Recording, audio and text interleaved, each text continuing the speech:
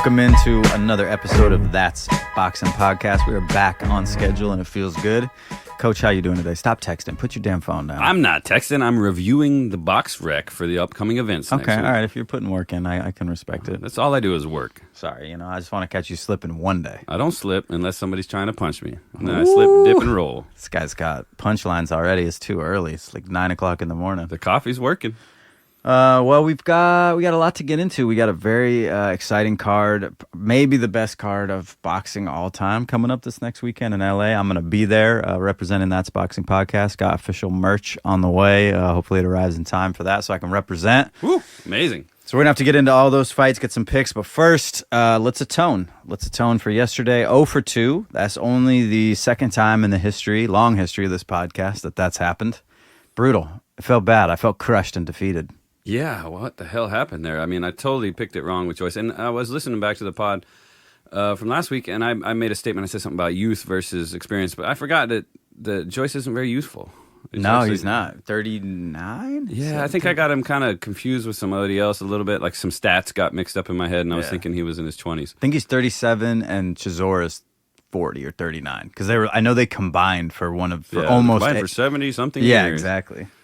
Well, yeah, that was a shocker, man.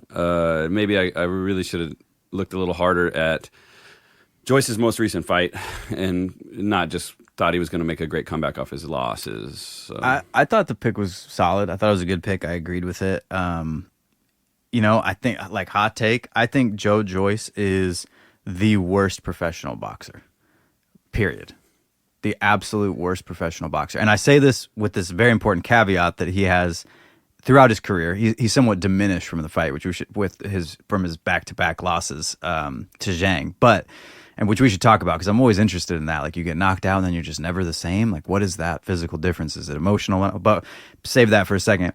The man has always had immense power and immense toughness, right? Which makes him a good boxer. He's won a ton of fights, almost all by stoppage. Yeah, those are necessary attributes. But he has no other elements to make a boxer. He has no head movement. He literally doesn't employ defense. His offense is completely one-dimensional. It's not even two-dimensional.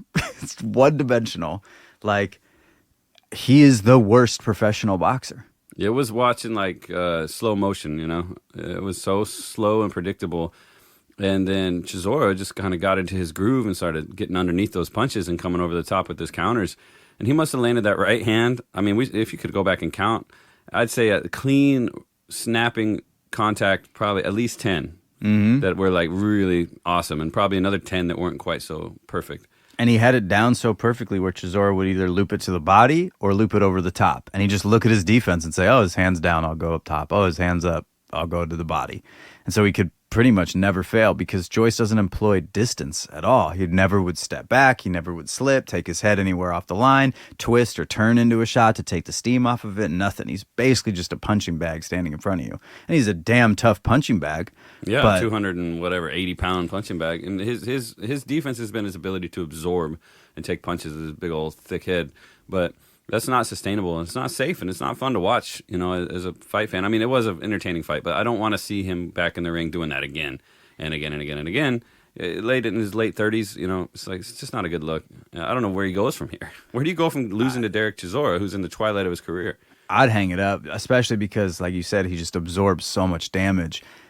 It just can't be good for you. And then now let's get back to not being the same after getting stopped, right? So the first stoppage against Zhang, his eye just kind of swelled up and the doctor stopped it, right? And then I was excited to see the rematch. Like, all right, he's going to figure something out. No, quite the opposite. He got viciously knocked out and he just doesn't look like the same fighter. Like, he was landing clean on Chisora with shots that put a lot of other people down, and Chisora's been stopped, but it didn't look like there was much risk of that happening in this fight. What is that when you're not, quote unquote, not the same anymore? Well, this part mental, part physical, I think, and they play into each other because when you got this shadow of a memory of this terrible thing that happened to you, and you got really, really hurt. Well, he was throwing a punch when he got hit with that right hand from Zhang with that right hook. He was in the middle of his own right hand punch, so he kind of whirled into that shot and got cracked. So, when you're cautious and you don't want that to happen again, you're not ever really going to commit to your punches like you used to when you just threw your whole body weight and your whole life into those shots. And that's what it takes to knock a guy like Chisora out.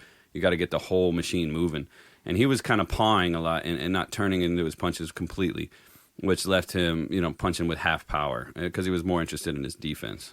So your thought is there's kind of I guess defense is quote unquote questionable here. yeah, his not offense. He's more interested in not getting knocked out. So your thought is that there's kind of like just an innate hesitation that you create because you're just worried to commit in the same way, and that just fundamentally changes the mechanics of who you were and how you were so successful earlier. That's like the emotional part of it, but I think there's also the thing that when you take that much damage and that much violent damage to your brain, you get into this thing, and it's the beginning of what they call a shot fighter. And that's like, have you ever felt that, like where your nerves are shot? Like you had like an extreme emotional event, maybe a car accident or something, and you shake really bad, and then after you come down off of that, like you feel off, like you're really just really slow to make any kind of movements. It's like every time we lose a pick. Yeah. So that's I think what's going on there is he's starting to show signs of being a shot fighter already, and that's not good. It's interesting to see fighters kind of come back from that. Obviously, that was the talk about Anthony Joshua for a while, and he kind of evolved into that overly cautious defensive fighter that beat Ruiz the second time, which was the right style. But then he had to go in to fight Usyk with that same style and got, outstyled in that way, right? But now it feels like he's back, right? Like maybe he unwound some of that and found who he was again. I don't know if that's a path for Joe Joyce, and I love the guy. He seems like such a nice dude, and he's overcome so much in his life. And I think if he were starting out now, he has so many raw attributes that if he could develop any skill as a boxer, he would be a tremendous threat. But without that, and not being able to get past Chisora, it just doesn't seem like there's any place to go from here. No, I think he'll fall into the gatekeeper role now after that performance. And he's not going to get the chances that Anthony Joshua got because he was, even after his losses, people were still holding him up real high, and people had invested so much in his career that they weren't going to let him fall into a journeyman's position. And then he got his head right and got in there. But I don't know what you're doing in the gym. What is Joyce doing in the gym? Do they practice? Do they have a slip bag in there? You think? I think they just stand in front of a brick wall and just bash their head into it. It's like what are they developing in the gym? And some guys are hard to train, but I know in the course of a training camp, they must have practiced some kind of defensive maneuvers. And then in the fight, he didn't show any of them at all. No. Well, disappointed to not get the pick, but happy for Chisora. Liked the guy. He's had a long career. He said he's not retiring. Thinks he has 2 more fights in him. I don't know. He gassed towards the end, but that's been status quo for him for a while. The stumbling around the ring was kind of scary to see. I thought even after he knocked down Joyce, I thought Joyce was just going to be able to knock him down, and they would just end up falling left and right. And it was really not a good look. Hard to watch him stumble like that. I don't really like. I thought that was going to happen around the 5th round, and then there'd be a finish. That's what I thought too. It was so. I don't want to see him fight again, unless it's more of an exhibition style thing. Yeah. Well, speaking of exhibition, you see Pacquiao back in action. Back in action. 3 rounds. If there was a knockout, there could be a winner, but otherwise, there were no judges. It was just going to be a draw. And fighting a kickboxer looked terrible. Please do not come back to the sport of boxing. Yeah, man. We love you, but just stay in politics or whatever. Keep shooting hoops, whatever you're doing, Pac-Man. But you did your service to the sport, and you're a legend and an all-time great. Don't come back. Yep. Professional advice, free of charge from That's Boxing Podcast. Yeah, we do manage fighters here. If you want to send us an email. Second pick we got wrong. Clarissa Shields gets her first KO since 2017, 3rd of her career. Comes out and just absolutely dominates. Wow. 2nd round stoppage. Looked like they could have ended in the first. Corner was up on the ropes. Ugh. Ref didn't see him. Let it go on a little bit longer. One more knockdown. Brutal. Just for good measure. Doing it for Detroit. What a show. I watched most all of that card, and it was super entertaining. And then she just put on the excellent show there and showed that she was ready to rumble at heavyweight. Now, there was a little bit of confusion. I had to try to figure out what's going on because they're saying they listed off what they were fighting for, and it was 2 light heavyweight belts and then the heavyweight belt. I believe it was 1 light.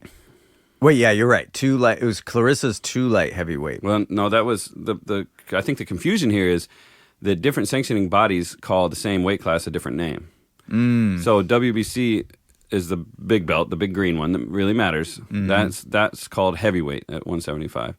But the WBF and WBO, they call that light heavyweight. I think they have one more weight class above that. We'll have to check into that. But Interesting. that was a little confusing because now she was able to claim two new weight classes in one night. Light heavyweight. Right. But I don't know, man. It's confusing. Her I don't know. I want to know accolades- what she weighed in at. That's what I want. It was to like know. 174, I believe, just under 175. And her opponent?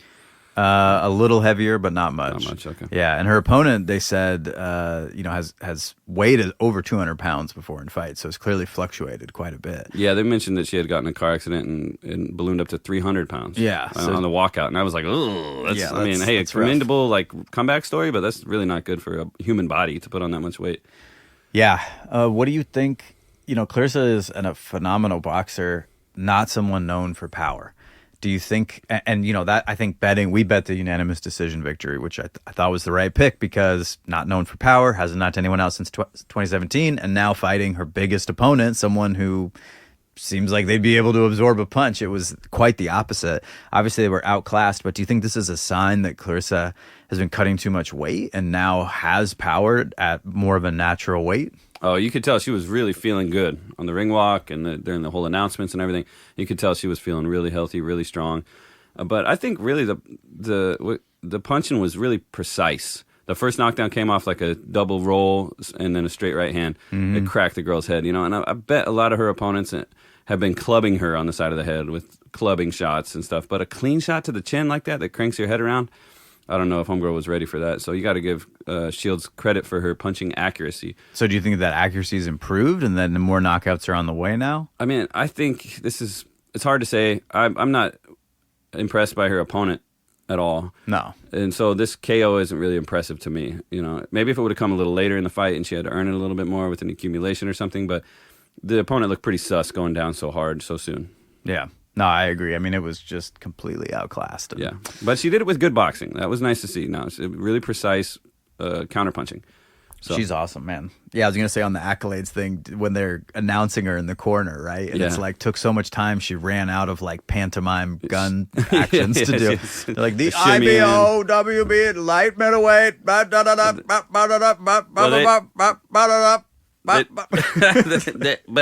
well, her ring walk went on for a while, and then they stayed in the ring, and the girl kept rapping, and the guy kept playing the drum for a while. Yeah. And then the accolades went on because they started with the amateur, and they usually don't do that. But this was her hometown show. Sure. It's a big deal, new weight class. So they gave her the whole run back all the way to the amateur national accolades, which is cool. Run it out, But yeah, that's the kind of thing when you're the other person in the ring. You're like, oh, fuck. Yeah, like, what have I got myself into? Plus, I think I'm going to lose. The whole fight's only 3 minutes. You can kind of stretch out the ring walk. People paid good money to be there. Yeah. Well, Detroit showed up, man. I mean, that was so cool. There were so many... of course, the music was good. I thought all the singers and everything were really good. Mm-hmm. You don't get that all the time with some of these shows. Sometimes you have to suffer through a pretty bad performance of a national anthem or a song. But these, all the groups were great, and they had a ton of legendary boxers in attendance. From Hearns all the way to more recent guys like Tony Harrison. So, great show, man. I mean, it looked like it would have been a really fun one to be at. Oh yeah, absolutely. Yeah, she fights in Michigan again. We're there. So give us those press passes, guys. Yeah, that's the only reason we're doing this damn thing. So much work. We just want to get to those good seats. Yeah, that's right. Yeah, man. When every fight I've been to, there's like the little press box, and it's like half empty all the time. I'm like, bro, those are our seats. What's going on? Get us in there, man. Put us in there. That's boxing, dude. Plus, I want a cool lanyard. I keep all my lanyards. You got a lanyard? All the shows I've done. Yeah, dude, I got a whole wall in my house covered in all my memorabilia. It's only getting bigger every year.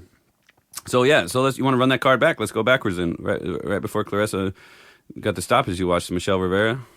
I missed that one. It was a good scrap. I mean, his opponent was super awkward and kind of lunging and yelling and smothering his work over and over again. And this kid, Rivera, he's been compared to, and I compared him to. I said, oh, that's the kid who looks like young Ali. So he actually had Ali on his trunks. And he boxed behind the jab, and he looked really good. He lost to Frank Martin, but otherwise he's had a pretty good career. And they're building him up pretty good. He looked pretty sharp, man. And I'm seeing good things for that kid, especially after that performance in the co-main event. He dropped the dude super hard in the 10th and final round. And then it kind of got scrappy. And you took a decision? Yeah. Okay. Yeah, good fight. A split decision, honestly. They gave one judge gave it to the other guy, and I'm like, what the hell are you looking at over here? The fix was almost in, Yeah. but Rivera got it done, and got it done in style. He had that super sparkly suit like Charlo came out to against Canelo. Remember? Mm-hmm. That like super. I'm like, does it look like that just because of the TV, or does it look like that in person? Where it's like there's so many sequins or something. This black sequin thing. Right. You got to try to blind your opponent. Looks like an invisibility cloak or something. Yeah. I don't know. But yeah, that was a good scrap. And then before that, Ergashev lost. That Ergashev was lost to Matias. And he came Before back. that. Before And that. this was Julian Smith, right? Yeah. Yeah. Yeah, and that was a rough and tumble fight too, and he looked really frustrated and beat up by the end of that fight. Mm-hmm. But he made it the distance in that one better than he did the time before. But those were the three last fights on that card. And I watched some earlier in the night too. There was a couple. There was a stacked prelim. Yeah, they were going all day. They had like 7 or 8 fights in there. Yeah. Good action. Well, Detroit showing out. Yeah. Yeah. Boxing news. We got any news to cover? We just did an episode. I think we're pretty caught up. Saw Berlanga and Benavidez going back and forth, which I appreciate. Just talking a bunch of shit to each other about who deserves to fight Canelo. Yeah, you know, some of the dramatic news has slowed down. You know, some of these non-boxing news related news. You know, like the kid who tried to take over the whole summer. You know, Garcia with all his antics. You know, things like that have slowed down a little bit. He was at the Pacquiao fight, jumped in and did a face-off with Pacquiao at the end and was like, I want to fight in Japan. It's like, yeah, because you're banned in the United States. Dude. Well, we know the big news is what's coming this weekend. Yeah. Oh, the last bit of news was Canelo got stripped of the IBF title for agreeing to fight Berlanga rather than his mandatory. Who was some... I don't know. I was looking that up right now to see. They must have had Benavidez as his mandatory, right? No, because Benavidez is 175 now. Oh, so he's officially relinquished. Yeah, oh, you know who it was? William Skull. Yeah, that's who it was. That's so funny. It's like, hey, you took a shit fight, but we wanted you to take this other shit fight. Yeah. Like they need to coordinate this stuff. This is where Turkey's coming in, man. This is what we were talking about on last week's pod. Like there's just benefit to having things be more organized. I mean, obviously, but yeah, I don't understand the motivation though. Why would you strip the guy? Because you know you're going to get the sanctioning fees. Right. Yeah, you're about to get a payday off this fight. And is William Skull going to bring in the money? No. You're going to lose the cash. I think my guess would be it's just a principle of the like you because they went to a purse bid. It's like you go all the way to that distance and the dude just blatantly like walks away and does something else. At some point you have to be like, hey, our rankings matter. You're not following our rankings. That's why, you know, last week you brought up they're making Shakur a mandatory for Zepeda. And it's like, come on. That doesn't mean anything, you know? Yeah. Well, I mean, you would hope that it would, especially if you're Zepeda. It's like, dude, you're the mandatory for a belt. Go get your belt. And to me, it just presses the fighter. Like, for me, if Zepeda doesn't take that fight, Zepeda doesn't think he can beat Shakur. Like, unless he gets the tank fight. I mean, what fight is bigger than that fight that he's going to take? Yeah, well, every sanctioning body has their own mandatory, right? Like, they're saying Berlanga's a mandatory for Canelo. Right. So. But if you're the mandatory, the presumed underdog, it's probably good for you because you're assuming the fighter you're going to fight is bigger than you or you stand to win a belt. Yeah. If you're the one who has the belt, yeah, I understand why you want to pick and choose because you want to retain the belt, so you want to beat somebody, but you want it to be a big enough name that the fight is big. You got all these calculations and considerations. But like Zepeda doesn't have a belt and he doesn't have like a signature win, and Shakur would be both. And what other belt holder are you going to go fight? You know? Yeah, well, I don't see Zepeda ducking that one. I think he's ready to go. I don't think they're going to make that fight, though. No, Shakur doesn't want that. Shakur's not going to fight Zepeda or Tank somehow. And it's going to end up being, I don't know. I mean, the only other fight you want to see is Berinchyk, which is only just to unify the division to make it more simple about who's going to fight who next. Yeah, but I doubt we're going to see a really clean 4-man championship for these belts, 4 or 5 guys. It's probably not going to go down like that. No. It's going to get messy. So. It's already gotten messy with Loma being unmotivated. So I mean, even no shots at Loma, but as soon as somebody comes out in July and is like, I don't want to fight the rest of the year, I'd be like, oh, okay, well, we'll have that belt back. Thank you. Like, you can't just hold it for... I mean, Charlo held on to his belt for like 2.5 years. That was messed up, too. They should have made him champion in recess, like, right away. You know? They should just have an official mental health break belt. Yeah. Ryan Garcia can have it permanently. Charlo can have it permanently. Yeah. You know. Well, this weekend, is this the best card ever? Can you think of a card better than this? Is like top to bottom. I was going through it and I was like, these are some good fights. Like 5, 6 good fights. This is looking really good, man. It's looking good. Let's take it. Let's take it one fight at a time. Yeah. So we've got. I mean, the first fight of note on the card is Andy Cruz, getting in there for his 4th fight after an impressive amateur career against Antonio Moran. This is a lightweight. Cruz a heavy favorite, minus 2,000. Moran, most famous as the highlight KO for Devin Pillow Hands Haney. That's bad if you're a highlight reel KO for Devin Haney.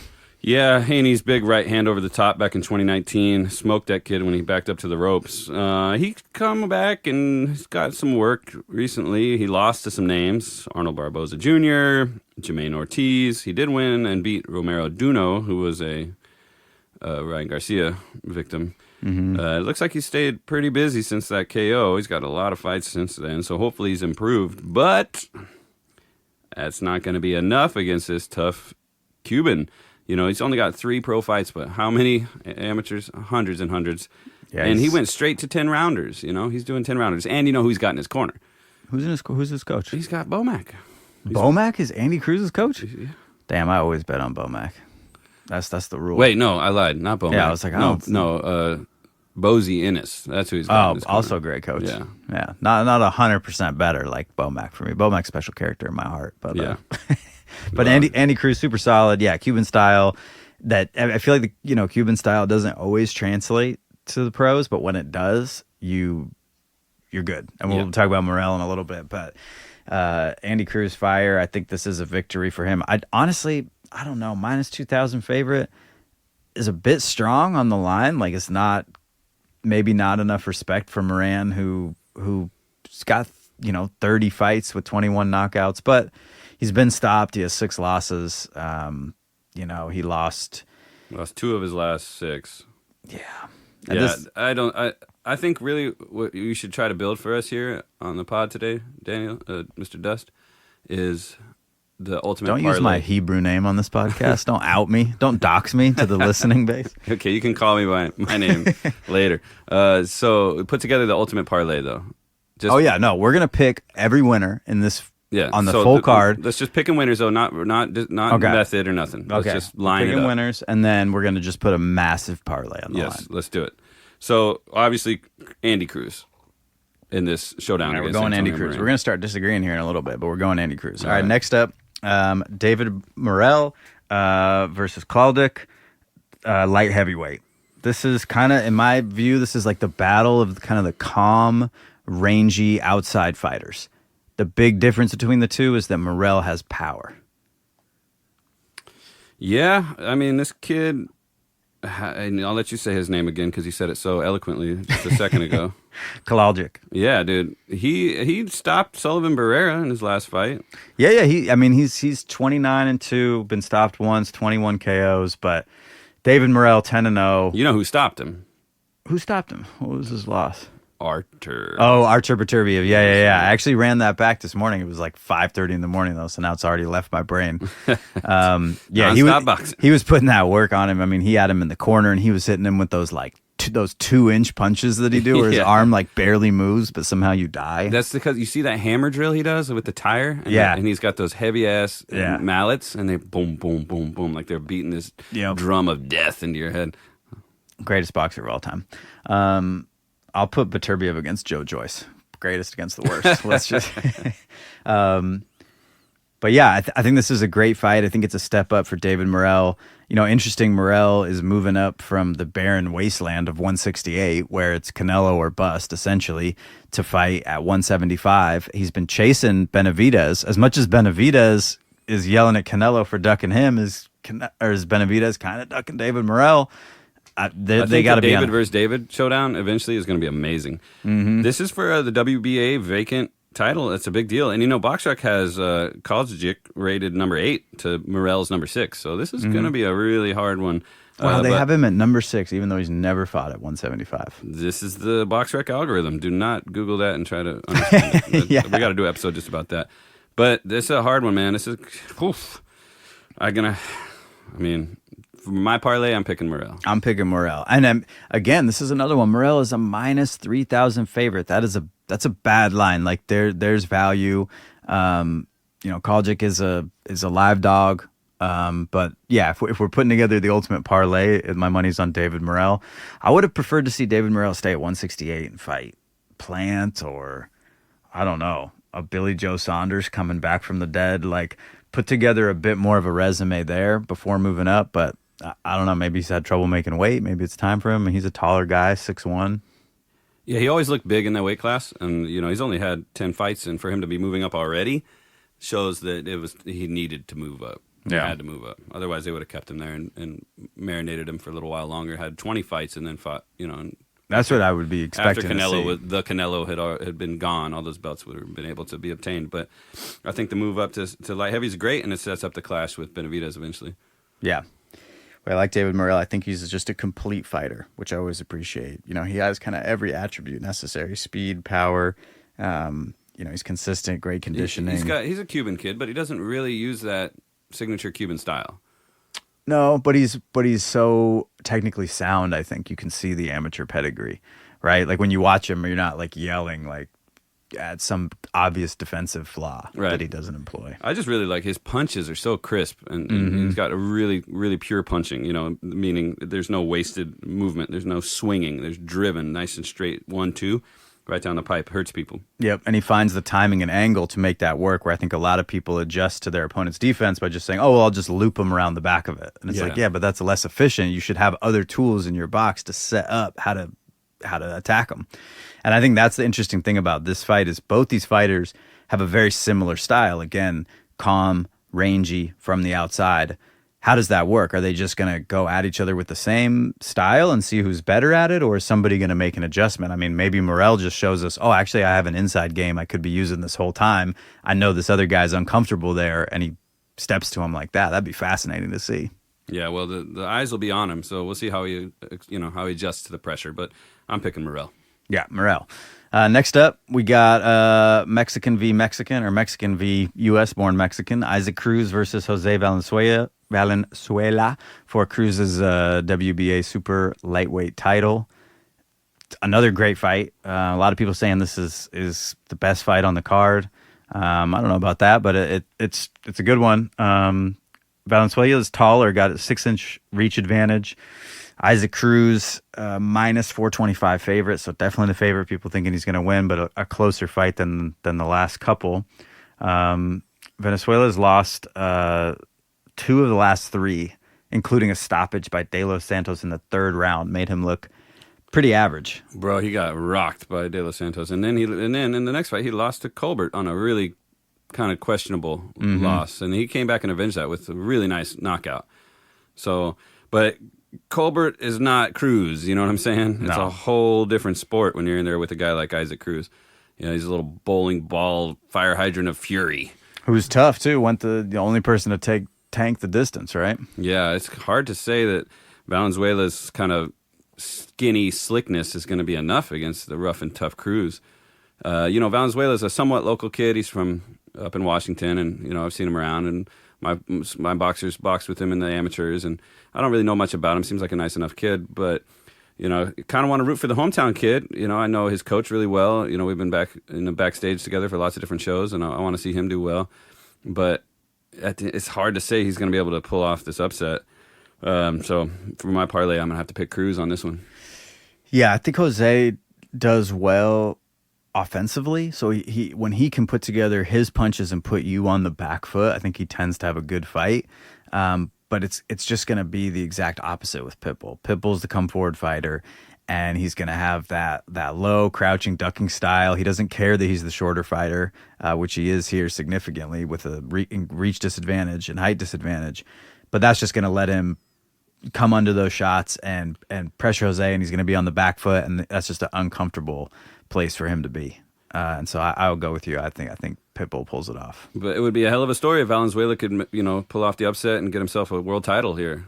I mean, that would be amazing. And that's why I think a lot of people are looking forward to this, because they know it's got potential to be the fight of the night and the fight of the card if the best Valenzuela can show up and if he can box really smart and keep the power of Cruz off his chin. But, we saw what Cruz did to Romero recently, and Romero's a lot thicker of a dude than Valenzuela as far as, like, stature and torso and neck size and shit. And he fucking rocked the shit out of Rolly. So Yeah, he put him on roller skates pretty quick. Rolly skates, that's his new his new name. That's a great point. And also, I was just looking at this because Cruz went up to 140. Yeah. And a lot of people said, this is a pretty small guy. He's like 5'5" or something like that, to be moving up to 140. But Valenzuela has never fought at 140. He's a lifelong 135, 130, started at 128. yeah. And that was in 2018, so only 6 years ago. So I don't think the size is going to play a major factor. The height is the only thing he's got for him. And if he can box behind his jab and use every inch of that ring, he'll be okay. It's like such a fundamental change in his style. Like if he could learn, if he has that in his toolbox and just hasn't shown it, good for him. Stay on the back foot, use the jab, get a real power jab to try to keep Cruz honest and box to a decision. That would not be a bad, that's kind of the Shakur game plan if he ever lines up a fight with Cruz or someone that's come forward like that, like a Zepeda. Yeah. But I just don't see that in his tool bag. And if it's pressure v pressure, I think Cruz is one of the best at that. Yeah, well, we'll be watching that one, don't blink on that one for sure. But I'm picking Cruz. So we're in agreement so far. So far, we're 3 for 3. Okay.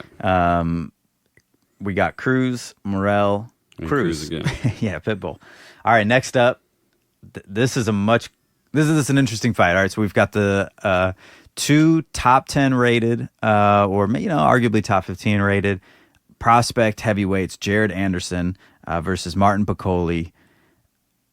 Piccoli, interesting character. Guy's never had kind of that big break fight, but man, he runs his mouth about a lot of sparring that he does, and he claims, Usyk and a lot of these top guys will never give him the fight because they know that he's rocking them in sparring.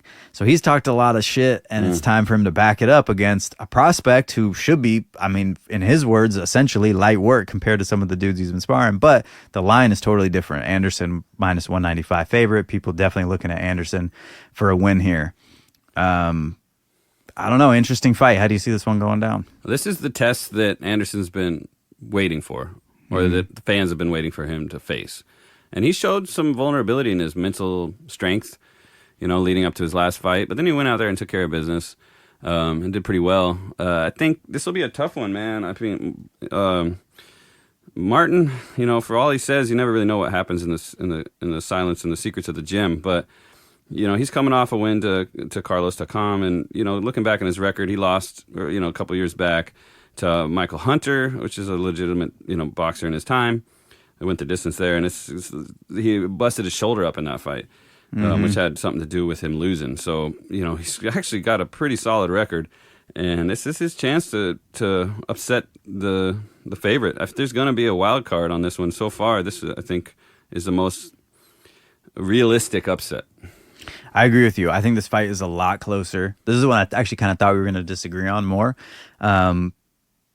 It's a much better fight than people think. I think people go with the name they know, and it's like, oh, Jared Anderson, he's going to knock him out, right? He's going to win, right? And it's like, well, you got to understand how these guys are developed. It's a top-ranked fighter that they built slowly. He was, at a time, 15-0 with 15 knockouts, and then he started to raise the level of opposition, fought Riyad Murray, couldn't figure out how to get the guy out of there. It wasn't a competitive fight, but couldn't figure it out. Same with Charles Martin, where he gets the unanimous decision, but he got rocked. He showed, he's got that step back defense where he just pulls straight back and gets tall.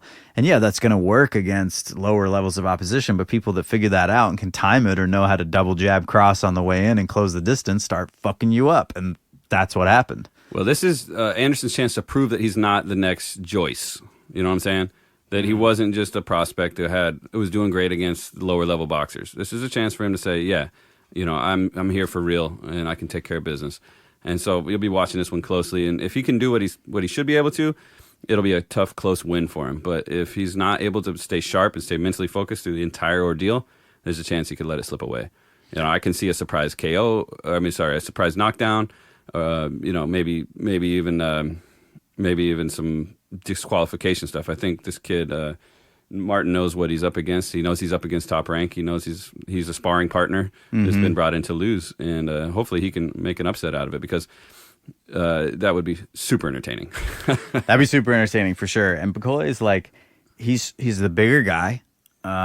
He's strong. He's mentally, physically tough. He's got fast hands. Like he has a good punch selection.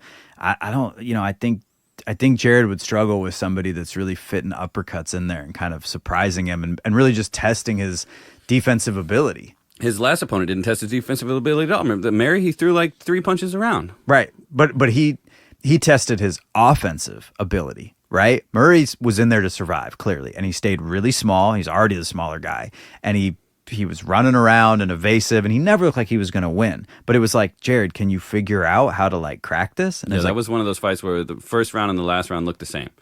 Yeah. And there was no progression. There was no adjustments. There was no domination. It was just, okay, I'm winning and you're losing. And it had that sparring session vibe to it. And I'm hoping that Bacoli is going to come out here and say, hey, I'm not a sparring partner anymore. I want to be a world champion. I want to shock the world. So, just for being a little crazy, I'm going to pick the underdog on this one. You're going Bacoli? Okay. Yeah. For the parlay? Let's have some fun with it. All right, so this is where we're going to deviate. Okay, we got to split up somewhere. I agree with you. I think this is a way closer fight than people are giving it credit for. It might be a show stealer of a fight. I don't know if it will necessarily be a knockout, drag-out fight like you're saying. I could totally see that, but I could also see, honestly, either guy, but more specifically Anderson coming out there and getting a quick victory. That's not my prediction, but that's why that's boxing is so exciting. Remember, he got touched up by, Jerry Forrest? He had him backed in the corner. I'm talking Anderson did. He had him backed up in the corner, and he was unloading on him, and Forrest snuck in a hook that cracked dude, and I'm like, But what happened after that? Anderson knocked out Jerry Forrest, probably his signature win. People don't highlight that because Forrest actually got a draw with Zhang. And so that was always my yardstick to measure how good Anderson really was. Now, I think some of that luster has come off, as we've talked about in his last fights, but I could see Anderson making light work of this just because he does have that power, and anything's kind of possible. So I do lean Anderson in this fight, but I would be the last person to tell you it would be that shocking for the upset here. Okay, well, what's up next? Who we got next? And there's another heavyweight fight, right? Another heavyweight fight. We've got the return of Andy Ruiz. How long has this guy been out of the ring? 2 years, I think. I think almost 2 years exactly. Versus Jarrell Miller. Miller has a 4-inch reach advantage. He's the big man. Pop for PEDs on the comeback tour. Now, I believe Miller. They share AJ in a weird way, where Miller was slated to face AJ. Got popped for PEDs. Open the door for Ruiz. Ruiz comes in, short notice replacement, stops Anthony Joshua. Becomes champion of the world. First Mexican heavyweight champion. Such an interesting story. Now, so we got 2 big babies on this show. Yeah. It's Jared, the real big baby, Anderson, and Jarrell, big baby Miller. Right. I wonder if they're going to have like a big baby battle. Yeah. How does that work? But keep them out of the same locker room area. Yeah, interesting. They should just that would honestly be if they both win, that would be a pretty natural fight up next. Ruiz minus 350 favorite. I find that interesting. I mean, he's a special talent, and he was for a long time, and he hasn't lost in any spectacular fashion that would take any shine away from him. Losing to AJ on the end of AJ's jab when he was 40 pounds overweight wasn't terrible, but being out of the ring for 2 years, I think, has got to count for something. Yeah, and if you recall, it was last December when Big Baby Miller boxed Daniel Dubois, and he came in at a hefty 333 pounds. He's a big boy. But, that's not, you go back, like his last fights, he weighed shockingly the same before that. Lucas Brown, 333 pounds. Then he was like 228. He was 341, 315, 317. He fights in the, Yeah, but I'm saying, let's see how Andy Ruiz, how does his hand speed and power as a smaller heavyweight. I mean, he's big-bodied sometimes around the middle, but he's not like big-chested and big-legged, No. He just gets big around the middle. But he's got that sneaky power, man. I mean, he's whip crack fast. I think he has the fastest hands in the heavyweight division. No doubt about it. No doubt. So, to me, this is a question of what kind of fight is Miller going to make this? Because if Miller wants to get in close with Ruiz's little T-Rex arms moving at the speed of light and mincing him up like a fucking Vitamix. I think that's a bad move for Miller. If Miller, and you know, Miller, for as big as he is, he's crafty, man. He has good movement. He moves well. He kind of almost has that Tyson Fury thing where you look at him like, has science figured out how you can be so big and move like this? Like a bumblebee flying, you know? So can he employ that defensive prowess and almost twitch that he has and stay on the outside and stay defensive and piece him up, you know? What he's got a 78-inch reach, and so he's got a 4-inch reach advantage over Ruiz. I think that's his path to victory. I don't know if he can big man him, is my point. Right. I don't know if he needs to. Yeah. I don't know if he wants to be that close to him. I think this fight, though, does have potential to be the snooze fest of the evening. I think this might be the sleeper. They'll put you to sleeper. I can see that. You know, maybe a lot of holding and hugging and a lot of, you know, awkward exchanges that result in arms clashing and heads butting and shoulders, you know, smashing into chests and a lot of inside mess. And walk into the ropes and get it broke, and then walk into the ropes and get it broke. This one is not a title fight, and probably going to be a 10-rounder. And, you know, I don't think this is going to be the fight of the night by far. My prediction, snoozer of the night with a win for Ruiz. That's my prediction. As a decision? Yeah. Decision. I think that's a great call. Yeah, I mean, you look back, again, 2 years ago, fought Luis Ortiz, unanimous decision. Chris Arreola before that. Yeah, 5 months before that. Who dropped him. Yeah. Which is like a terrible look. Gets unanimous decision. Before that, let's see, so that was 2021. 2 years before, well, a year and a half before that, the loss to Anthony Joshua. 6 months before that, TKO. This man has not been active at all. And I think people really underestimate that lack of activity and what it does to you, especially for a guy who, he looks disciplined, he looks good, like he's been in the gym, but he's had issues with that. Yeah, it's going to be a tough one to call. Well, I kind of feel like the boxing gods are going to punish him, like they've been punishing him since he lost his titles, and you know, getting dropped by Areola, and you know, he showed great heart and good boxing in the Ortiz fight, but you know, we'll see, man. We'll just have to see. So both these heavyweight fights seem like ripe for the upset. Yeah. Like if you wanted to sprinkle some money on a long shot, would you take Miller or Martin? I mean, I know not for our parlay, not for our very special parlay that we're building, but you could see either of those wins. Big time. Yeah, so if you see like a crazy line on either of those, you know, plus 300, plus 4, something like that, it might be worth putting some money on it. But I agree, for our parlay, we're going Ruiz, right? Yeah, definitely. All right, Ruiz. Our parlays are different now. So right. So if you want to win, you do my parlay. If you want to lose, do Coach's parlay. Hey, I got to sprinkle one upset in there, man. Yeah. Hey, there's masochists out there. We respect the community. This isn't a top rank card. This is a Riyadh season card. That's true. Yeah. There's no top rank special to be had here. Yeah. You got to pick one on the other side. Somebody's going to have to fall. All right. Next up, main event. Terrence Crawford, Israel Madrimov for the WBO interim super welterweight title, and Madrimov's WBA super welterweight title. Wait, is that right? Oh, it's for two belts. I didn't realize that. There's an interim, and Madrimov's has the WBA strap. Okay, so this is for two belts at 154. Terrence Crawford, of course, moving up from 147 after dismantling Spence, a little over a year ago. First fight at 154, taking on a dude who's an established 154 pounder, strong dude, super athletic, mixed martial arts background. I think this is a great fight. I think people, again, just like we talked about with Anderson, they know Terrence Crawford, all pound for pound king. This is easy work, cherry picked opponent, blah blah blah. I don't see it the same way. How do you see this fight going down? I see him going straight for the title. You know, I love that he's moving up in weight and getting right to work. You know, this guy, he's got 10 fights, 11 fights, you know, and he's undefeated. And that's not a ton of fights when you look at the modern record of most title holders. But he's got a good amateur pedigree, and he comes from a tough place, you know. Like, I think he's got a lot more going for him than people are giving him credit for, and this is going to put Terrence Crawford to the test. And the best Crawford's going to have to be there, but we know what he's capable of, and I don't think the weight difference is going to be much here.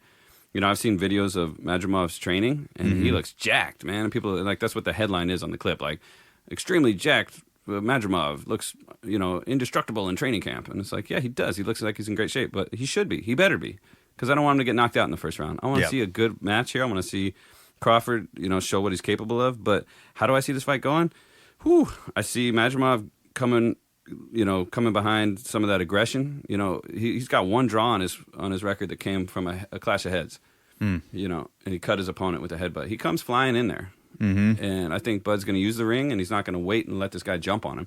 He's going to stick with a jab, probably starting southpaw stance, and use the ring for the first couple rounds, just kind of the same way he did to Spence, just kind of feeling things out, controlling the space, escaping defensive footwork in the beginning, all defensive with his footwork, just being extremely evasive. And then as he gets the timing and more confident, he's going to pick his shots, and he's going to try to catch Madrimov coming in.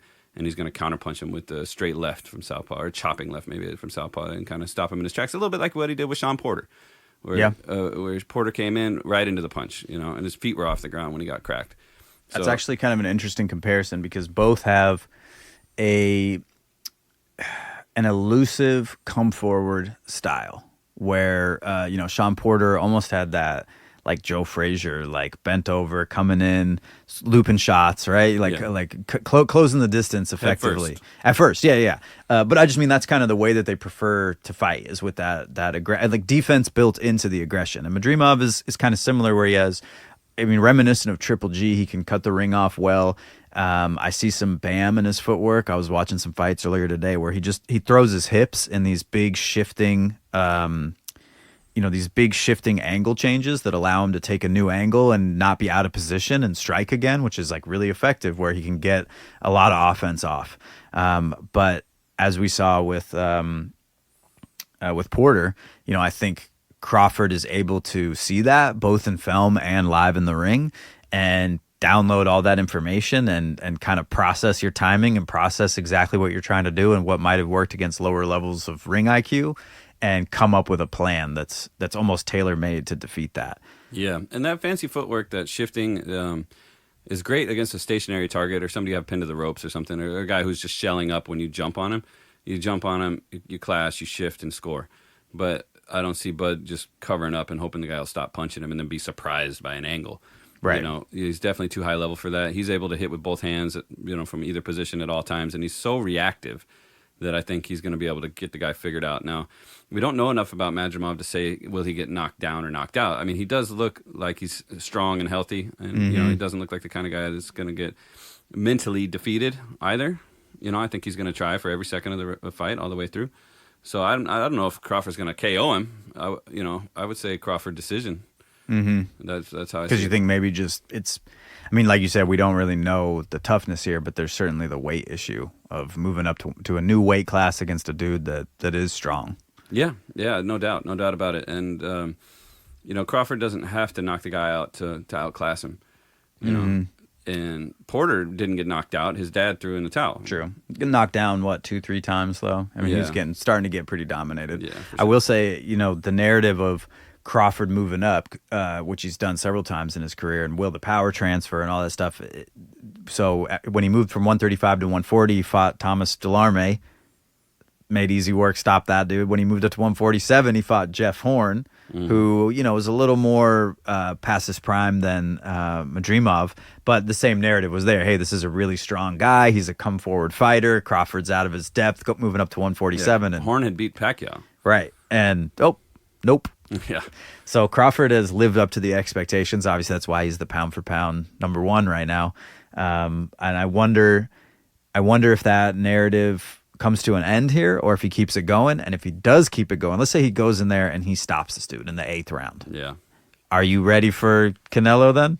Oh man, let's not even go there yet. Let's stay in reality for a little while. But doesn't it, when you look at Madrimov and you watch those videos, people say, "Oh, this dude's jacked in the gym." Doesn't he kind of look like a little Canelo? Like he's thick. He's shorter. Yeah. He's thick. He's got the same kind of. Not quite as big. Well, it feels like a test. We talked about with Shields just a minute ago. Did her punching power increase because she didn't have to cut weight? Right? Was she stronger in the moment because she wasn't recovering from losing 20 pounds in the last week and whatever? So Crawford doesn't have to do this typical weight cut. That extra was 154 to 47. You're good with the numbers. Dust, how many pounds is that? 7 pounds. And 7 pounds that he doesn't have to cut. And, I met him briefly one time. Nice guy. I know you're friends you message each other back and forth sometimes on Instagram. Yeah, we're very close. And, one of my best friends. Seen him up close. He's a real big dude. He's a big dude, and he's got the wrestling background. He's not going to get pushed around in there. Yeah. I will say, watching Madrimov do like a round off like Simone Biles after one of his wins, I was like, damn, this dude's more athletic than I gave him credit for.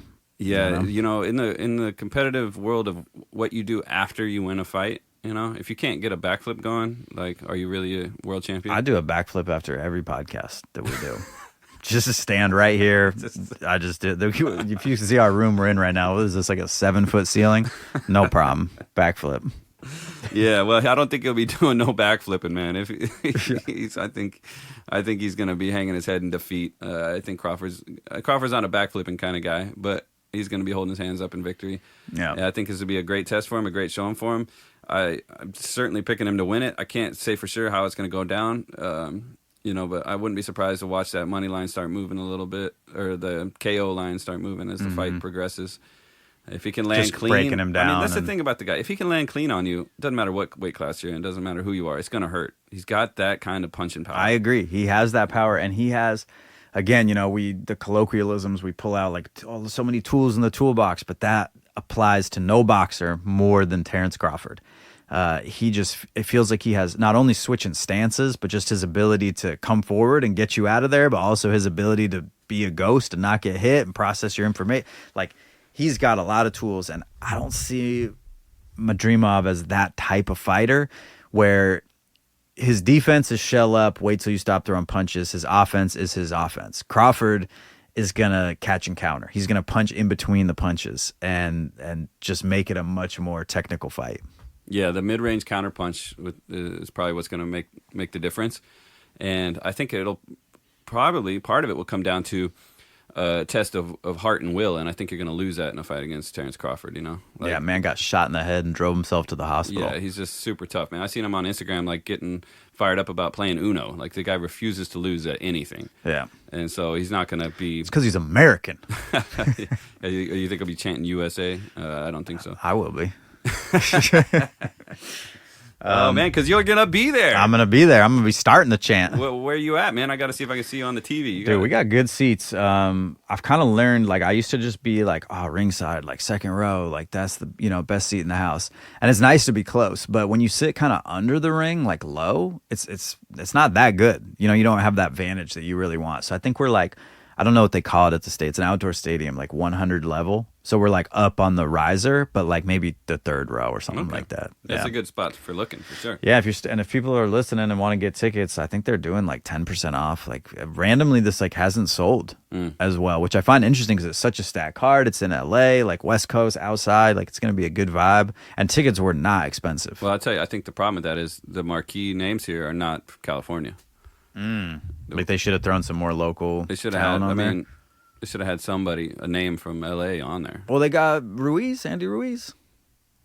Isn't he LA? He's he's the Californian for sure. But he's not the main event, by far. But it's just such a good card, man. Such a well designed, and like, I mean, even our discussion here, right? Like, what 3 of the fights on this card were like, yeah, I could kind of see it going either way. Yeah, that's when boxing is so good, and that's really when we talk about fights and we almost 100% can pick who's going to win, and we're really just trying to pick the method of victory. That's when boxing's at its worst. Like you want to really just be like, shit, I don't know. Either guy could win. Yeah, that's when the guy's going to win, you can say, you're going to pick the round, like a Tank Davis kind of thing. That's the competitive part of calling the fight. Is like, ooh, can I guess when it's going to end? With what punch at what round. But some of these fights are definitely going to be watching, just like, don't blink, don't go get a beer, try not to go to the bathroom, just watch the boxing because it's going to be going down. And Crawford, we'll see how he does with Madrimov, with him coming forward like that. I really hope there's no kind of clashes of heads or anything. But I think the wrestling background with Crawford's savvy on the inside is going to keep him out of trouble. But I wouldn't be surprised if we see a lot more like chest-to-chest work here than we're accustomed to seeing from Crawford because of Madrimov's explosive strength and the weight difference. Not to say, you can't, the weight, I think his punching power goes up in weight, but wrestling with a 154-pound dude or however much he's going to weigh on fight night. 168-pound guy. That's different. It's going to be wrestling with a bigger body. So you know what prop bet I would like to see introduced, at least in Crawford's fights, is what stance will Crawford be in when he gets the stoppage? Because I like what you said. I think that was really smart.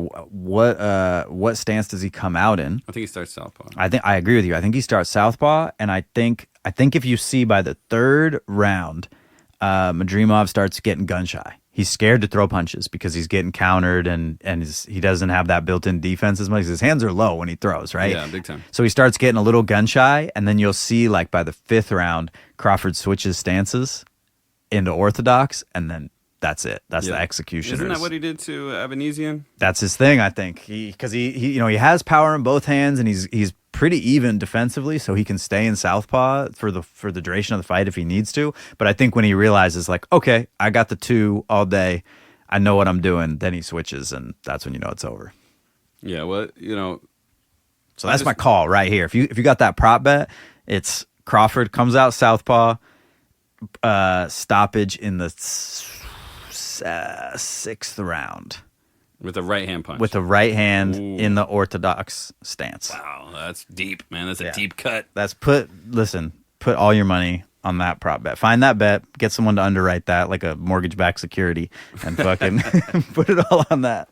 Wow, man. Well, I'm really happy that you're going to be down there, dude. I'm expecting a lot of updates and live streams on our Instagram page. That's I'm Boxing taking Podcast. over the Instagram. I stole it. I gave him the keys to the kingdom, and so you can take control of our Instagram that I don't use nearly enough. We're still a lot of Shakur Stevenson propaganda coming your way on the. Oh no.